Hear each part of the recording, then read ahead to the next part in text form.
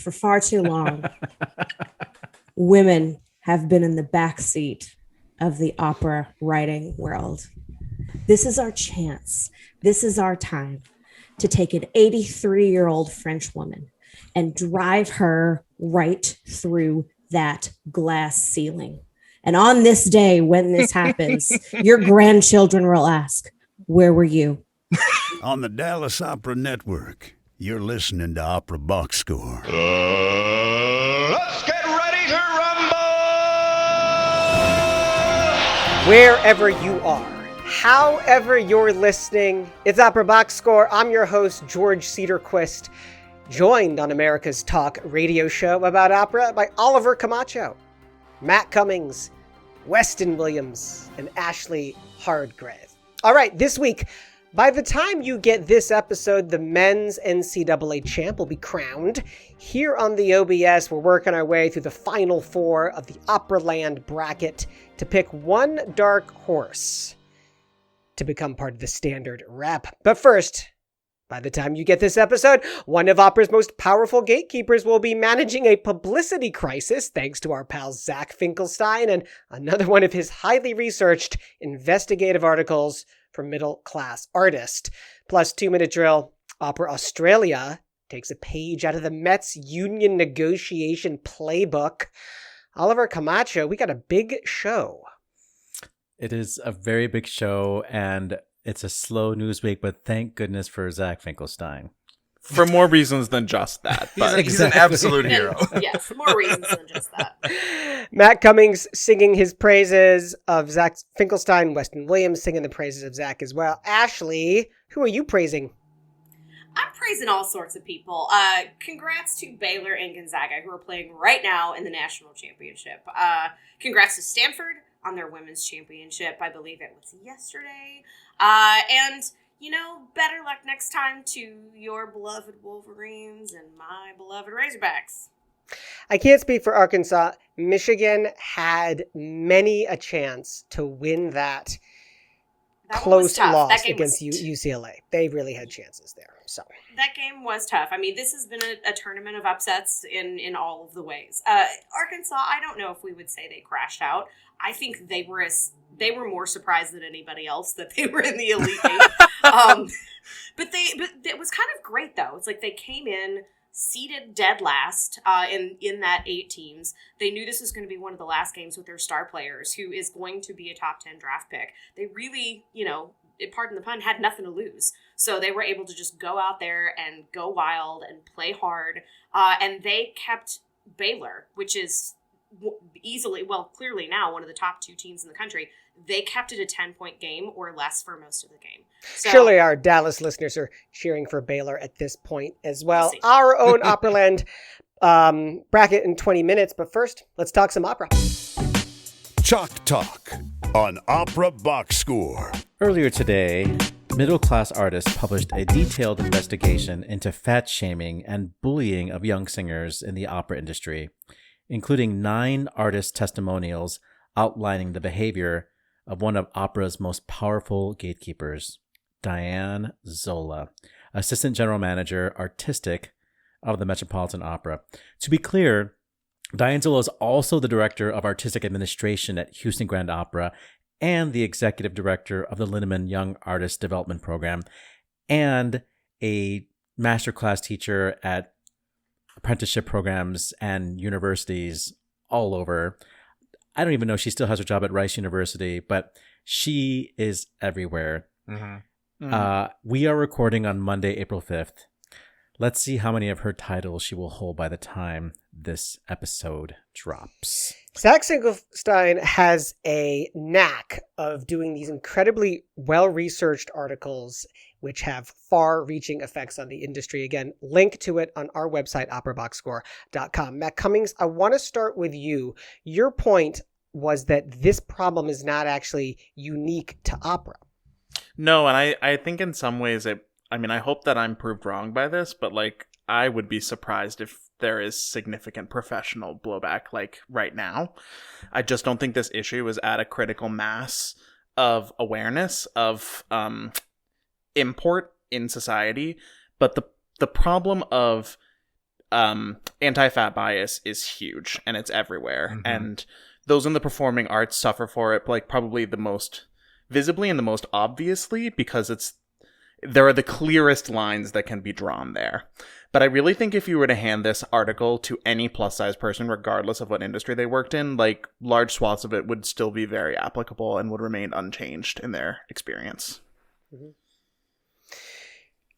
Weston, this is, of course, the type of work we've come to expect from Zach Finkelstein and middleclassartist.com, but he really sort of starts on a very broad scale to sort of talk about the problem in the industry as a whole, and then gets more and more specific.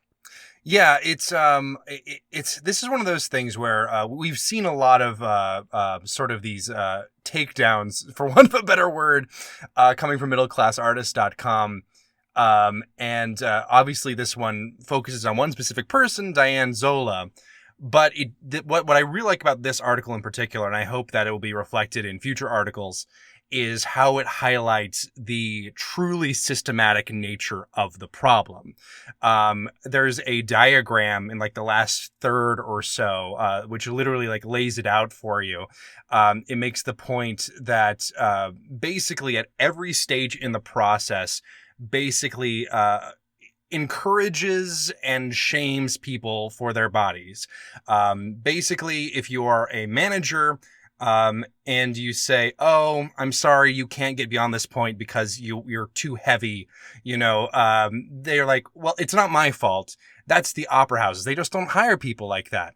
And the opera houses will say, "Oh, it's not our fault. The audiences expect thin white people on stage. The donors expect that." And of course, the audiences tend to just kind of accept whatever's on stage in front of them.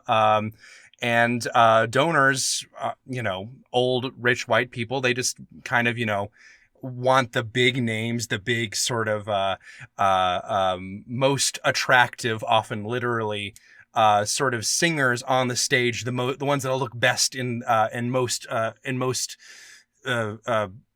I don't know, big gives ad them the most status, stuff like that. And it really reflects the whole cultural notion of being skinny is better, or someone who is a little heavier or fat is just not is a lesser person. And then, of course, is reinforced by academia and people like Diane Zola, where you have a young artist who's trying to break into the industry, and they just say, "I'm sorry, no one's going to hire you if you are, if you're." She has the power to actually hire exactly. people. So yes, exactly. She's like saying, "Oh, this doesn't happen in our industry. It's because you're making it not happen." Exactly. But she fulfills the prophecy. But exactly. for those of you this is not just like, they're not reacting. They're not just, it's not individual bad actors. They are creating this cycle of body shaming as they pass it on down around and around. And that gives people like Diane Zola the ammunition to really focus it into one person to just literally destroy careers. So I know that Ashlee has a lot to say, but I just wanted to say, for those of you who don't read the article, Yeah. to be very clear here, there are testimonials from people who have gone through young artist programs, who have been in master classes, people who are professionals, who say in this article, "Diane Zola told me I need to lose weight. Diane Zola said nobody wants to see my fat arms, so I should wear a dress that hides them. Diane Zola told me I need to wear more supportive garments. Diane Zola policed my eating."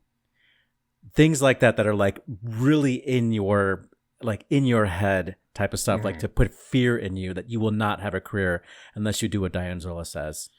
That's the stuff that's in this article. Yeah. And she's far from the only person in the industry who acts like that, but she's extremely prominent, and she is the subject of this article. But when you have someone at that level who acts like that all the time, it not only perpetuates it, as Weston says, but it gives everyone else at every other level cover, because it's just the way it is. It becomes conventional wisdom. And since a lot of these competitions have gone online, the Met has provided support for artists through their HR, so that if you are being harassed, you think you're being harassed or discriminated against, you can report to Met HR. And that has been in place for I don't know how long, but singers have complained to HR that this is happening to them. And we see Diane Zola specifically changing the way she says things, but still Right. saying the same things, maybe It's- gesturing, using sign language or gestures, but not actually saying explicitly what she's been saying all along. So the behavior hasn't changed. Ashlee, this article has inspired you to write your own opera in your head. Yes, and the name of that opera is called "You Don't Deserve Love Unless You Are Below a Size 8," because Oh my God. because that's basically what I was told for all of my schooling in this amazing art form. That's the thing, is that so much of the focus of this article. First, I'm tired. I'm so tired. One of the things that made this article today so big wasn't the revelation of any new material. It was the fact that it was being spoken about publicly for the first time. And if anybody out there is clutching their pearls, where the hell have you been? I digress. I'm tired because so many of us have dealt with this for so long. This is an integral part of virtually every female identifying singer's career. I can't believe I'm saying this, but there is some focus on the fact that like Diane Zola's at the Met. Saying about the Met, we don't need to focus there. This is a contagion from the bottom to the top of the training vehicle, from freshman voice majors in their performance classes to grad school auditions to these soul debasing pay to sing programs to the yaps to all of the letter houses, A through Q, however many there are. It's easy to blame the Met because look at them. It's easy to blame the Met for everything. and they've been our whipping. I don't want to gender it. Our whipping person for a long time. But I'm not kidding. You walk outside, you swing a dead cat, you're going to hit a female music student who at one point in her life had a dress size above size 8, and she was told that she would never work again because of that dress size. Guarantee it. It's happened to me. This more got times. real for you, Ashlee, in grad school, for you. It sure did. A woman in my audition who eventually became one of my voice teachers. I sang for them in March. I came in August as a graduate student at a conservatory with at the time decent reputation. I walked in for my first lesson with her, and I was nervous and I was scared and I was excited. I happened to have tried to get healthy over the summer and lost about 30 pounds from the time she saw me last to when I walked in for my first lesson. And she looked me up and down, and the first thing she said to me was, "I see you lost some weight over the summer." That was a wise choice. And then she rolled her eyes and she walked to the piano.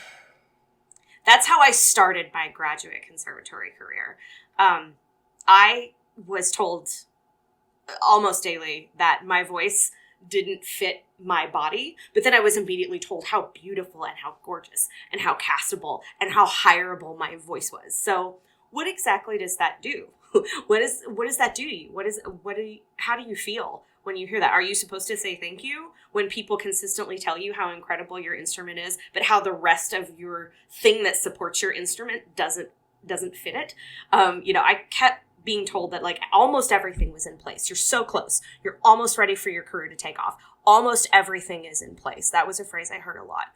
Almost everything is in place. What I didn't realize that was out of place was my actual like meat casing, my meat suit. And it was not in the shape that they thought would be castable. So it was my responsibility to pick up on the clues and shape shift at the cost of whatever I had, including my health, so that I could become this marketable, successful tool. I started to hate my body, and in turn I started to hate myself.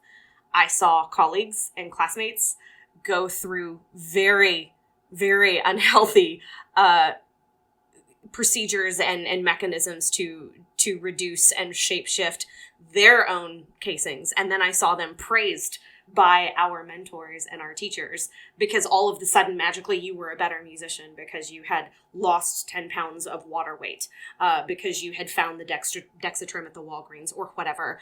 I spent almost all of my second year of graduate school hungry, like legitimately hungry. I was the thinnest I have ever been when I was told that I could vocally do a role at Santa Fe, but I was not physically believable in the part. So yes, George, this is very personable for me. So here we are on a Monday night. The national championship is in the background. It's been a weird day for you. What's in your head? Thank you for asking. It's been really hard. I told my gentlemen, my lovely supportive buddies on this call that it's been weird and I was in a weird headspace. I didn't expect to be. I saw this article coming out and I was ready to come in guns hot and taking everybody down and being real sassy and cracking jokes, which I will inevitably do because humor is my defense mechanism. But I'm a little down. I'm feeling a lot of feelings that I haven't felt in 15 years, 20 years. I'm checking myself in weird ways. I was getting ready to make lunch for myself today. I immediately rethought my lunch. I was like, "Are you sure you want to eat that? Are you sure you want to eat that? It's not really healthy. Are you sure you want to eat that?" Because 22-year-old me remembered that she was supposed to watch what she ate. I'm getting emotional, and it's because that's how real this is. I was texting with her. Go ahead. No, I just want you to be able to like gather, within a few hours of this thing being initially posted on Middle Class Artist, it was shared very widely, and a lot of people who shared it are people who are no longer singing. Yeah, and I've seen posts from people who I knew when they were singers, who I respected as singers, say, "This is why I left opera." Yeah, no, I feel similarly. I did not leave opera entirely, but I definitely found choices and opportunities elsewhere because I found communities that were slightly more welcoming. And I felt, to really boil it down, I felt safer. Reading this article was hard. I have been in this weird space today. I started texting with a friend of mine who is a singer, and for my money, she's one of the best in the game. Like, she's castable right now at B and A houses. She's got a huge, gorgeous instrument. It is insane.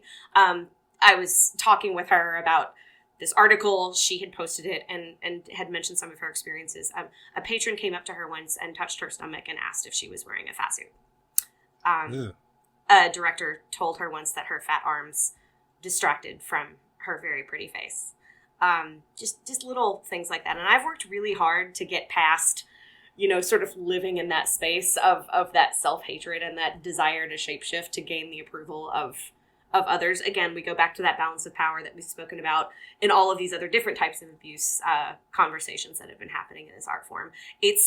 But I got to tell you, it's hard to love an industry that doesn't always love you back when you spend so much time and money trying to give of yourself the very best to it. But then I found communities, like I mentioned, in art song and in sketch and in off-kilter musical collaborations. Nobody's asking me how much bread I had that day. Nobody asked me how many pasta dinners I had. There are so many good singers who are simply, like Oliver said, leaving the game because they're just no longer willing to subject themselves to that sort of abuse. Ashlee, reading this article, what's your wish? What's your your final take moving forward that you want to share? Can she have a moment to think about that? And Matt or Weston, is there anything else you want? But I want to. I can also just open mouth cry if you want that. I feel like that's good video, right? That's good television.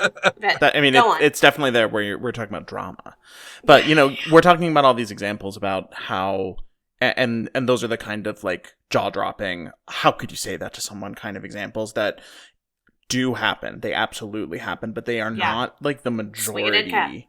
They're not, but they're also not the majority of how these kinds of comments are encountered in the wild. Because they're, like Oliver alluded to earlier, like a lot of these conversations that people have gotten wise that you can't just openly say things like that anymore. So now they'll try to couch it in this really pernicious health concern trolling where they're just worried about you and they want to make sure that you're aware of it. And I don't know what world these people think that they're living in where plus size people are not aware that they are not the norm. It is constantly brought to your attention that people see you as us as weak, as lazy, as unhealthy, as inadequate. Like, you can't keep it out of your attention. And it isn't about health at all. It's about appearance. And those things overlap sometimes, but not always. And they're totally different. And you're not talking about health. You're talking about what I look like, what people look like. Yeah. And not only does that disguise, what you're actually saying so that you can come away with a really bad taste in your mouth and really have to decode exactly what it was that put that taste there, but it also gives plausible deniability to the person saying it. And because it sets up this kind of shibboleth where if you know the code, you know exactly what they're saying to you about why you're not good enough. And if you don't know the code, then it's a dog whistle. Yeah.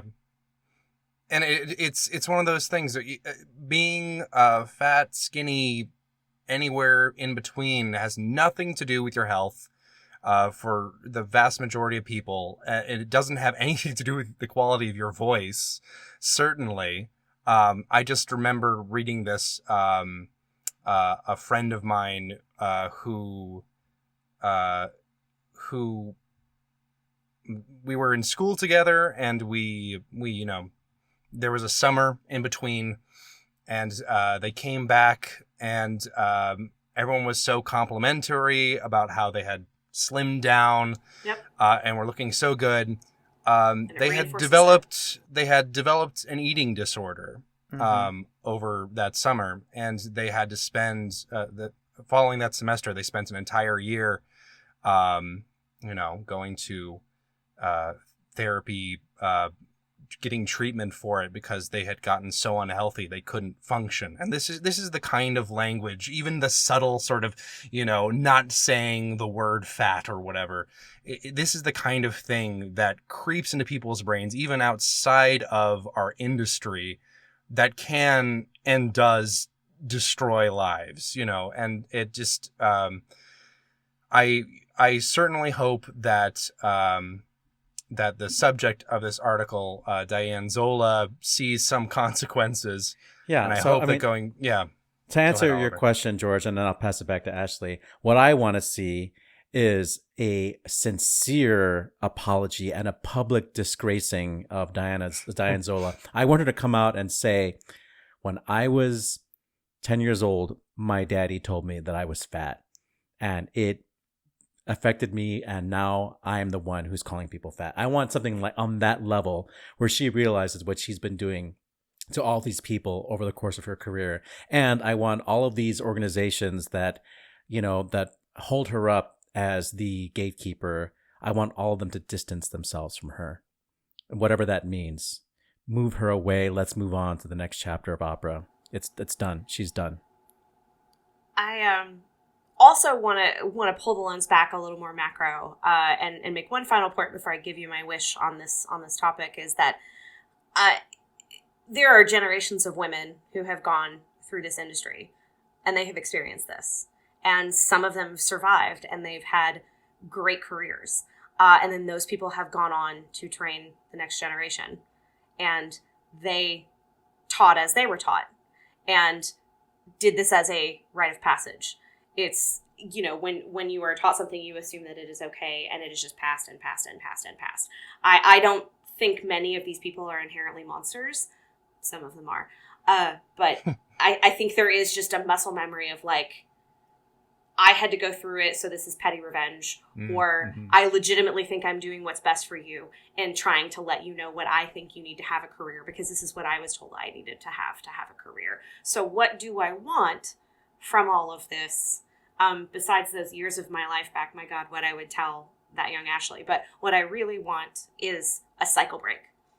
I want us to have this conversation. I want it to spur the change and the shame needed to really break the cycle, to really affect change. And I want us to all be honest with ourselves about the part that we've played. This isn't about some monster at the Met named Diane who is in charge of making all of us feel bad about ourselves. This is systemic. This is top to bottom. This is generational. And we all need to own up to our part in that system.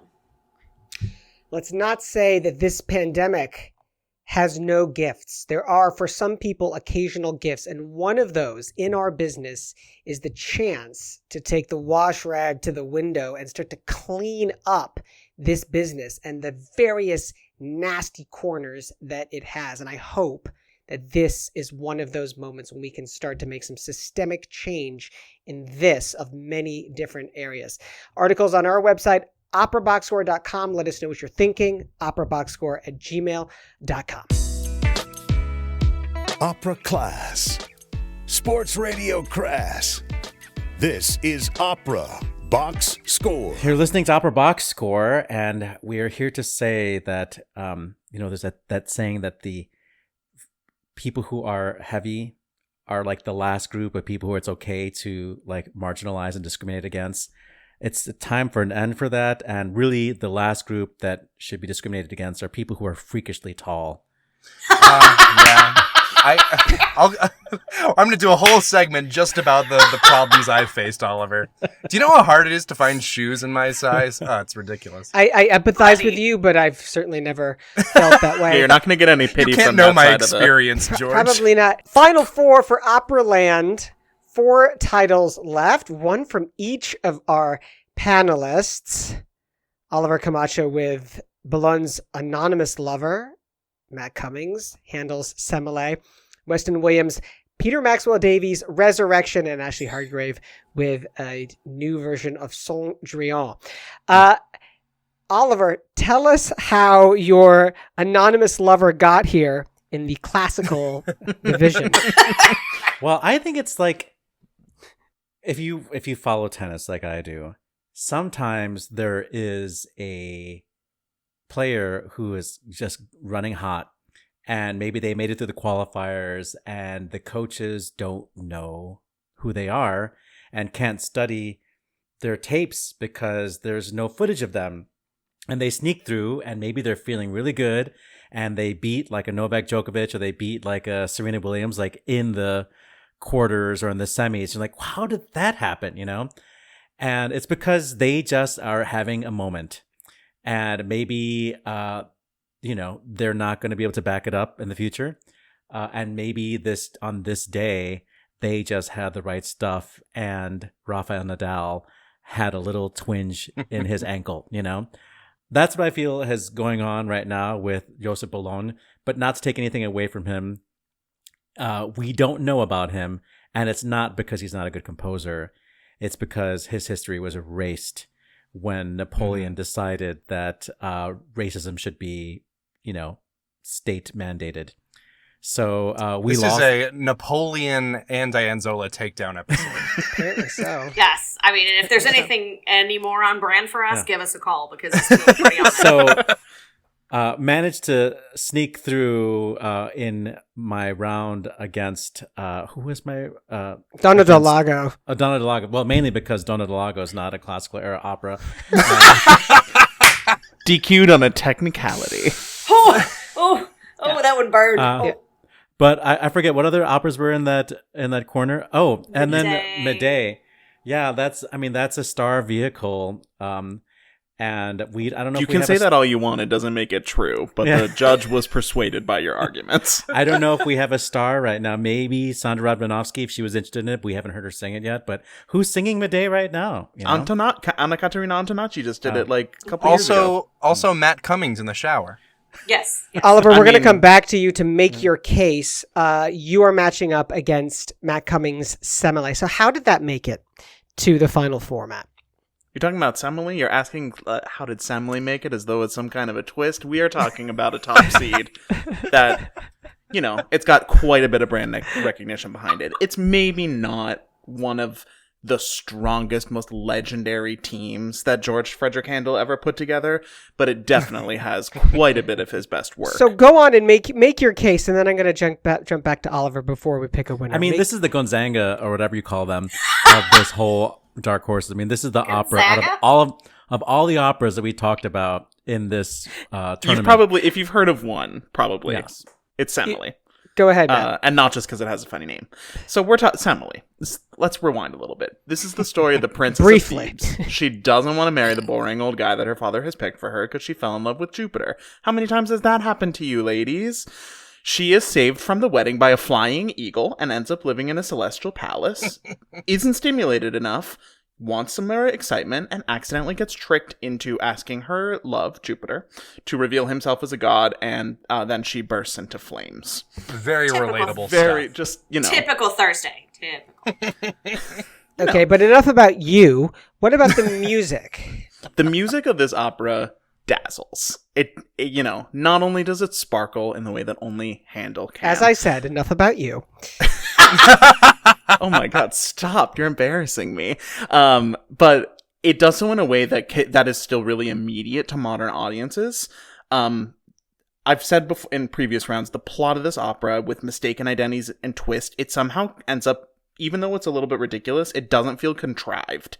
And since it was composed as this kind of opera oratorio highlight, the music does a lot more heavy lifting in terms of telling the story in a way that actually really resonates with today and movie music.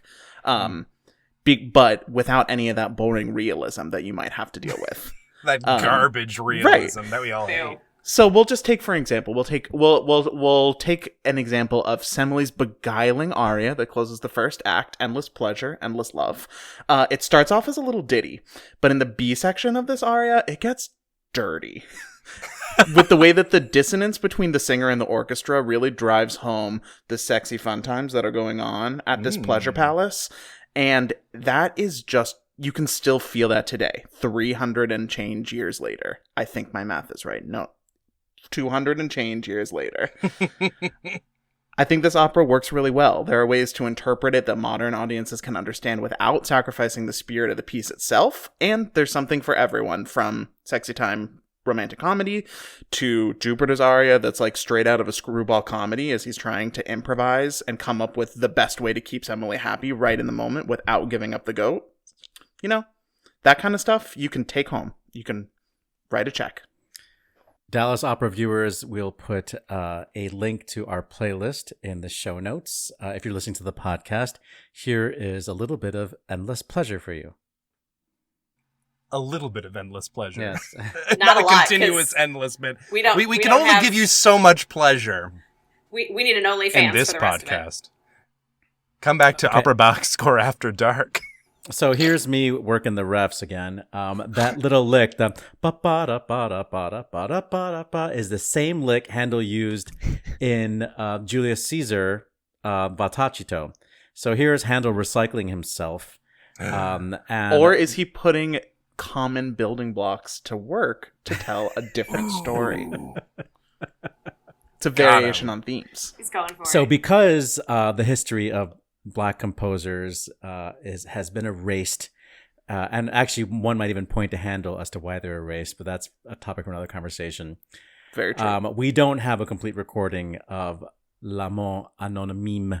We do have, however, from the wonderful Paul Freeman exploration of Black composers from the 70s, a scene from another Bologna opera, Ernestine, and we will hear a little bit of that, reminding you that Bologna is a contemporary of Mozart, and we don't think a lot of French opera in this time, in this kind of Rococo era. So it is an unusual genre, but I think that Bologna's music fits beautifully, and it sort of feels part of the whole French Baroque era. But you definitely hear more of the structure, the kind of the numbers of the classical era. This is a comedy ballet, so Handel, I think, was also inspired by the French Baroque operas, and we see a lot of, dance music in some of the Handel operas, like Pastorfido. I think there's even dance numbers in this opera. So this is a little bit more authentically French because Bologna was a French composer. Let's listen to what Bologna's music sounds like. This is a scene from his opera Ernestine.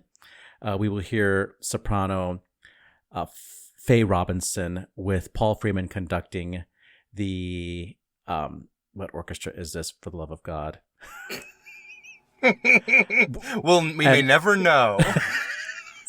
London radio host Oliver Camacho with the London Symphony Orchestra. This is a really great matchup, and I'm thrilled. This is actually super fun. Yeah, I'm thrilled that both these teams, if you will, have made it so far and so deep. It is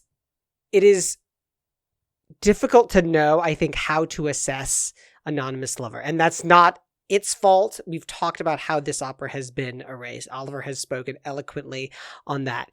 It is hard to argue against the juggernaut that is Semele, how well that story is known, how well that music is known.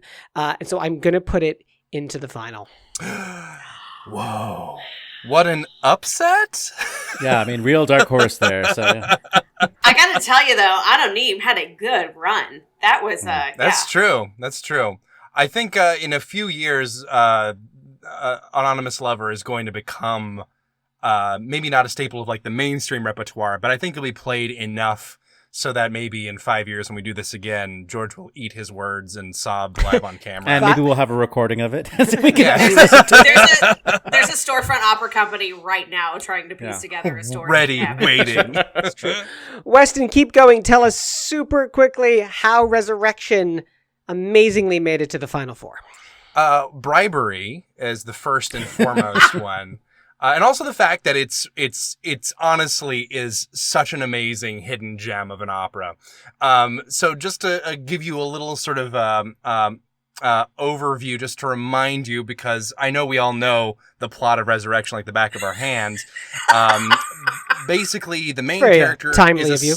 a silent protagonist, and everyone basically is bugged by this. His parents, his priest, his doctor, everyone is trying to get him to do something, and it's all just a lot of noise, for want of a better word. And eventually, he is lobotomized. It is botched. He dies, and he's resurrected as the Antichrist. And that's just amazing. And I'll give you like the full arguments in a second after Ashlee gives her little overview here. You've done the sort of, radio equivalent of being like 20 points behind at the half, basically, with how you just described that. Ashlee, Cendrillon, how did it make it to the Final Four? By sisters doing it for themselves. That's how it got here. We have a female composer who's coming through and crushing people left, right, and center. How are we even still talking about this? Why haven't we gotten on to the big dance? Carry on then and make your case for why you think this should end up in the final, and dare say as the winner take all dark horse to enter the standard rep. I'd love to, Stripes. All right, so Viardot's Cendrillon. There's a lot of things that are very interesting about this. It's like a slapstick version of the story with like gorgeous French parlor music. I mean, it's just the coolest thing. Also, the storyline's a little bit lighter. Like, you can take your kids to this one. I don't know if you want them going to something like Resurrection. So if you got an 8-year-old in your life, there is an awful lot of phallic imagery in mine. I will admit that right now. If you want to explain that to your kids, that's on you. But mine's going to be a little bit easier to understand, and mine's way more like an episode of Three's Company. So basically, we have this small cast of 7. We have a piano orchestration, so it's small, it's condensed, it's very parlor-like. The premiere of this piece actually happened in Viardot's salon with her students when she was 83 years old. I like to think of them as kind of like the Loyola. They've been great for a long time, and now that they've got this elderly woman at the helm, there's a little bit more notoriety. So, Viardot's their sister Jean. Viardot's the one that's like getting people to pay attention to them. So the plot of this Cinderella is way more lighthearted than the Massenet or the Rossini version. Think like I said, slapstick, Three's Company. There's some sort of a costume switch and misunderstanding. So the evil stepmother is replaced in this one with a bumbling and clueless stepfather. And then the fairy godmother, La Fée, she comes in a lot. She's kind of like the Beyonce. She shows up, she's fabulous, and she crushes it, and she grants wishes. So she actually shows up at one point as a guest at the ball, at the party, and she entertains all of the guests with a song. And let me tell you, these arias from the fairy godmother, my God, the virtuosity that is required of them. I cannot believe she was writing this for her students. It's amazing. So Cinderella, or Cindy, as I like to call her, in this piece, she's actually starts out as Marie. She meets, again, interesting change in the plot. She meets the prince before the ball.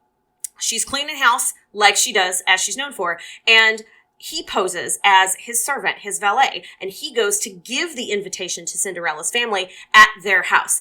They meet, sparks fly, and they both can't stop thinking about each other. Then we go forward? I'm having a stroke, apparently. So we go forward to the ball. The prince decides to switch roles with his valet again at the ball. So the servant is acting as the prince at this big public event, and then the prince is like slumming it with the servants down in the bottom. He actually, it's very convenient because they haven't been able to stop thinking about each other. Cinderella, as we all know, she walks in, everything stops. There's a record scratch, the music stops, everybody can't believe how absolutely stunning she is. But then she spots the servant, who is actually the prince, out of the corner of her eye. And she runs down to him, and then it's on. And they sing this cute little duet in secret that's called C'est moi, ne craignez rien, which is, in English is called It's Me, don't worry. So anyway, there's hubbub, it's midnight, she takes off, and then the shoe happens. We all know this part. The bumbling dad, in the next scene, is like the prince that was there. Again, this is the public prince, so that's actually the servant. He was like, that guy looks really familiar, but I couldn't place him. And then he and his buddy start singing a song where they realize that that guy wasn't the prince. It was some other servant dude that they had been working with at a long time ago as a greengrocer. So that dude was pretending to be the prince. He was originally low class. The father's low class. Again, we've got this whole notion of class warfare that starts happening. So then we get back to the story that everybody kind of knows, and the way that things usually work out. Prince shows up. This time he's the real one. He's himself. He shows up as the prince. Does the whole slipper thing. This one's too big. This one's too little. This one's just right. Everybody sings, we're all happy. He automatically proposes marriage to her. The family starts to beg her forgiveness. She's like, jury's out, don't really know. And then, once again, fairy godmother Beyonce shows up to mic drop an aria at the very end, more virtuosic than the one before, and upstage everybody. I love the plot of this one more than I love most Cinderella plots. You put on top of this lush, gorgeous French music from the late 1800s, early 1900s, sign me up. This is amazing. There are, and like we mentioned before, we're going to be putting together some YouTube playlists for you guys, but there's a couple of little recordings out there. There's going to be a production in Milwaukee in 2022. I think we're going to road trip for that. It's going to be great. There's a full production on YouTube from, I think, Madrid in 2014. Ohio State apparently did this in, 2019.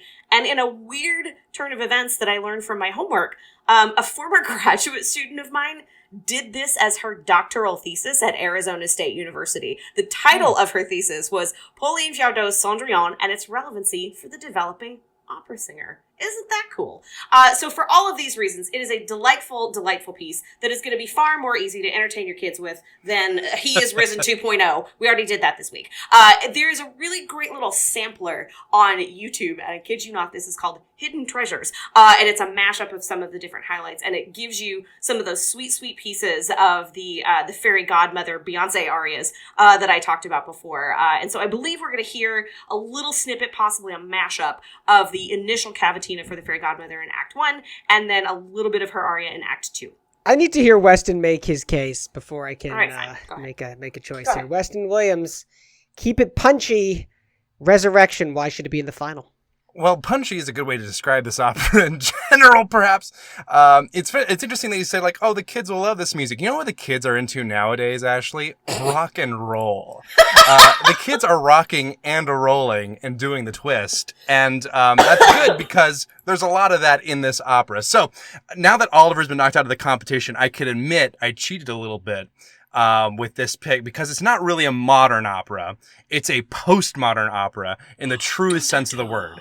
It is highly polystylistic, which is a big hallmark of sort of postmodern composition that began to gestate in the late 60s, which is when this opera was first begun to be worked on by Peter Maxwell Davies, even though it wasn't completed until 1987, which is wild to me because, Peter Maxwell Davies, huge figure in the sort of avant-garde world for basically his entire life.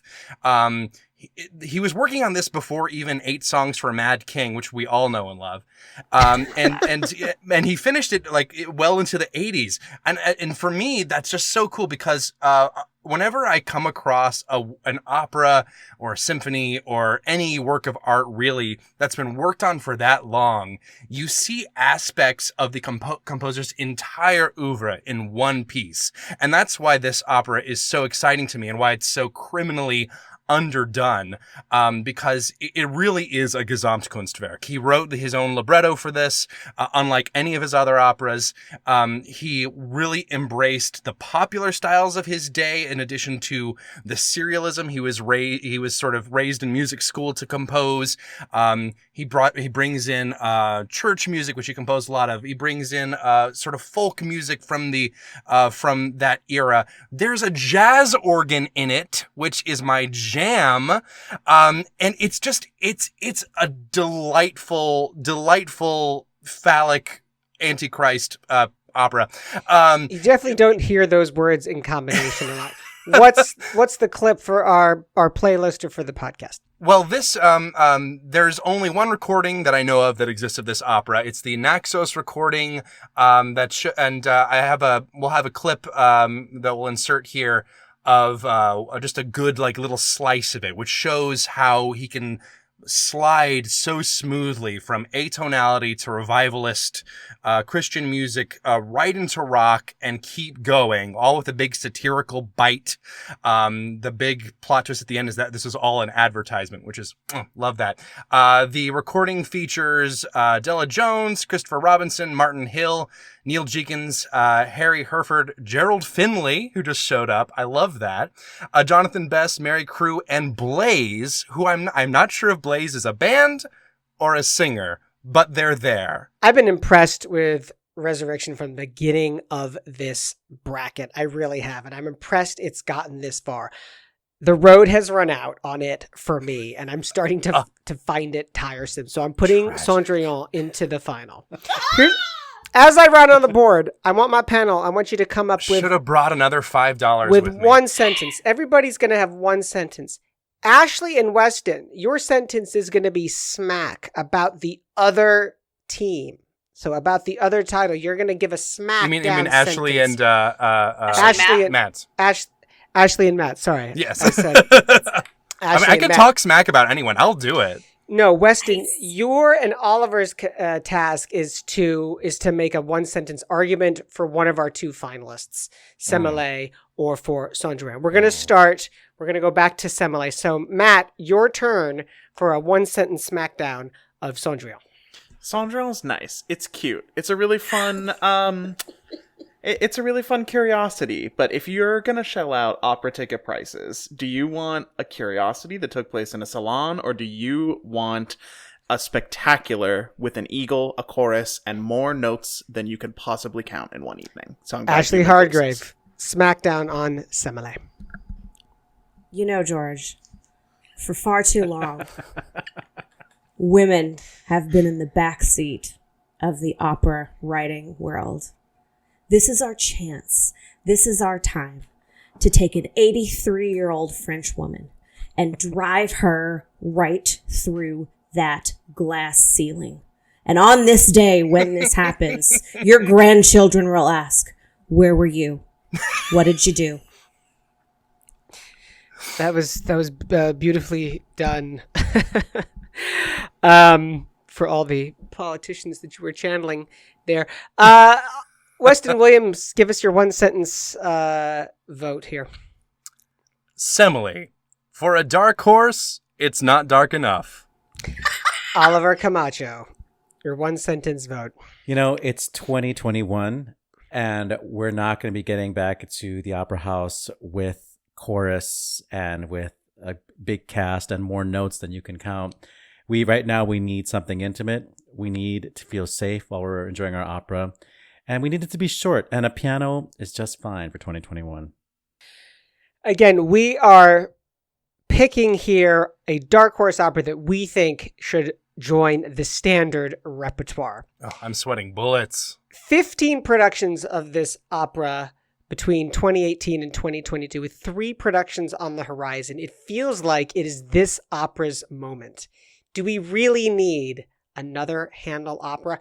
I'm not sure that we do. Do we need a piece that has piano orchestration and a cast of 7? Am I right? Count it, 7. A cast of 7. For me, so tired of my Cenerentolas and my Massenets. I'm putting Cendrillon into the There's too much Cenerentola slander. You should be disqualified just for that. Upset. Amazing. You know, the times have found us where we are today.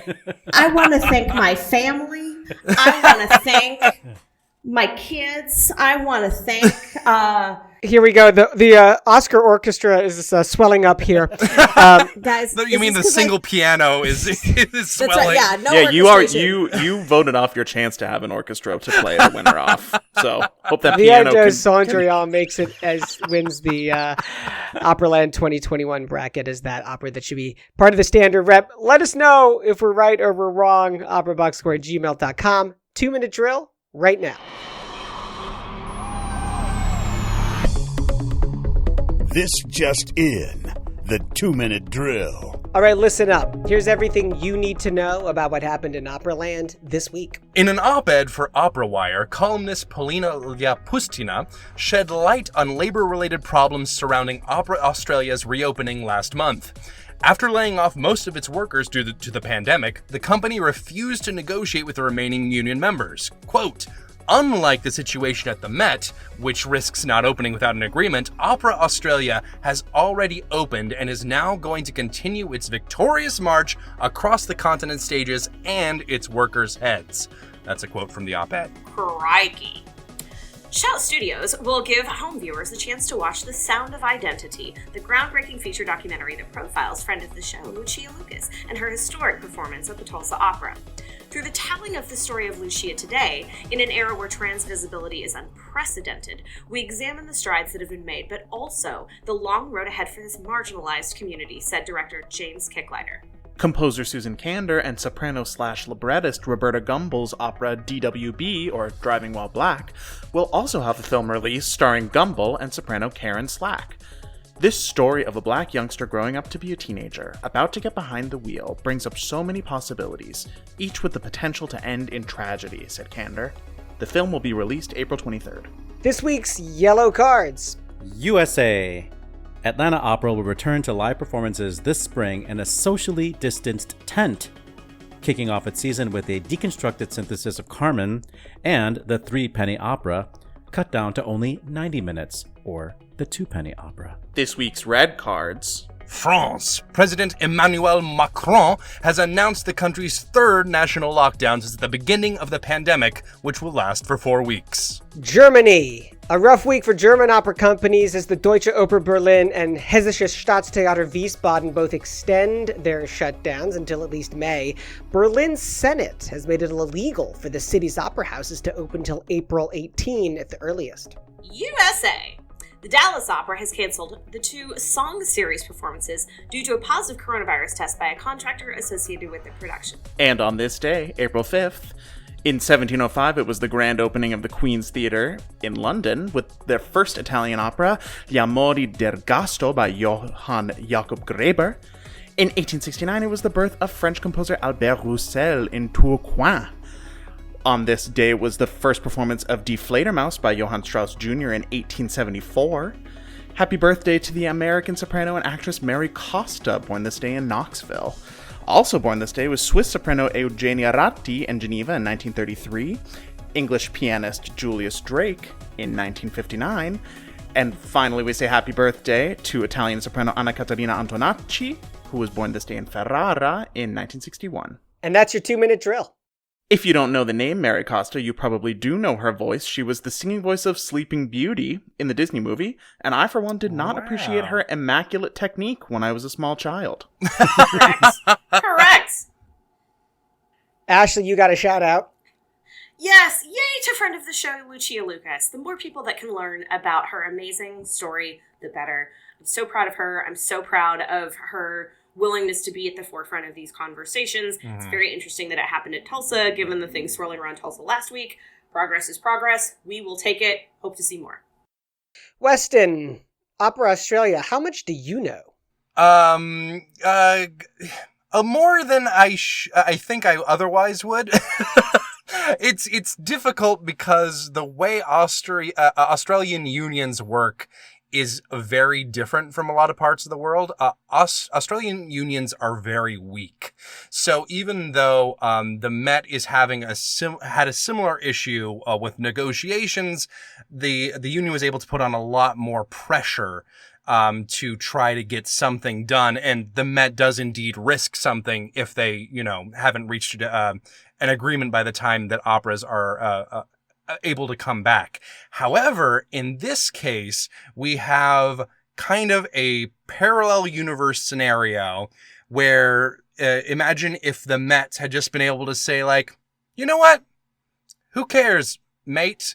We're doing it live. We're doing it live. I apologize to all of our Australian listeners for that. But yeah, basically that's what happened. They cut a lot of their staff over the protests of the union there, and essentially they were like, the union was like, oh, you can't do this. We're going to protest. We're going to strike, whatever. And they just basically engaged in union busting. And, depending on which story you read, they either fired all or most of the union members, and they're just proceeding on with their season as if nothing happened. And that's concerning, obviously, especially given, the state of all opera companies coming out of the pandemic. There's concern that this could serve as a model for other countries, other places within Australia that could essentially just realize, oh, they can just walk over the unions and any semblance of job security benefits could be lost. So that's a story that I think is really important to watch, even though Australia is a very different situation from the United States. It is something to keep in mind, and as we move forward at the end of the pandemic. Australia's unions are weak. America, let's wrap this show up. Good call. Bad call on Opera Box Score. Good call, bad call, Oliver Camacho. This is insane. I'm so happy that this thing is happening. It's called the Early Music Singers Toolbox, a series of online classes offered by Amherst Early Music Festival, my employer.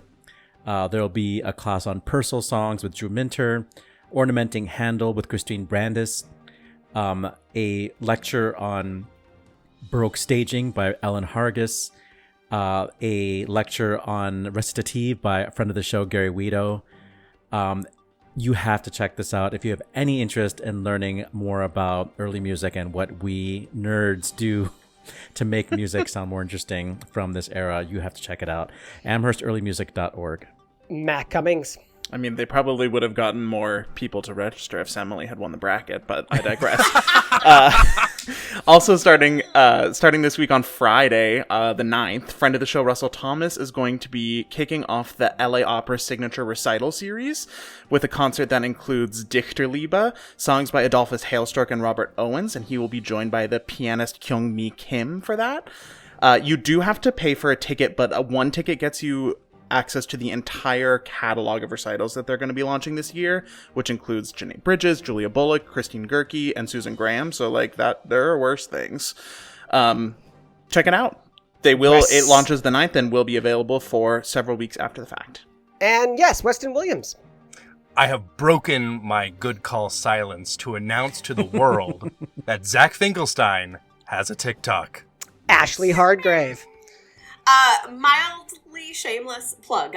April 11th, this Sunday, Fourth Coast Ensemble here in Chicago is hosting the Chicago version of Song Slam. Basically, 10 teams of a singer, a composer, and a pianist create a brand new art song.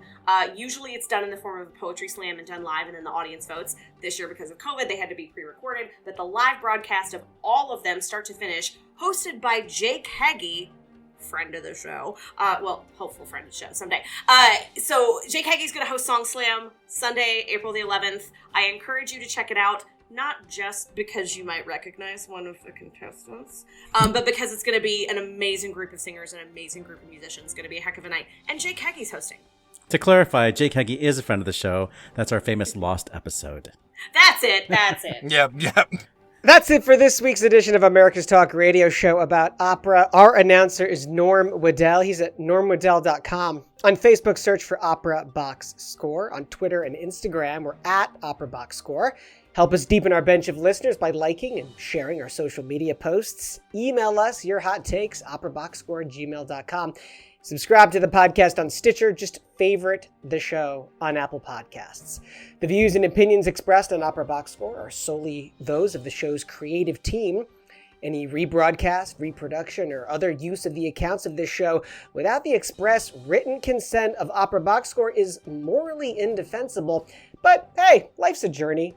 Our creative consultant is Oliver Camacho. Our audio and video editor is Weston Williams. For your co-hosts, Matt Cummings and Ashlee Hardgrave, I'm George Cederquist, asking you to continue the conversation about opera as you dust off your baseball cap. We're back with an all-new show next week. Plus, you get more opera headlines, more hot takes, more tall shaming. Join us.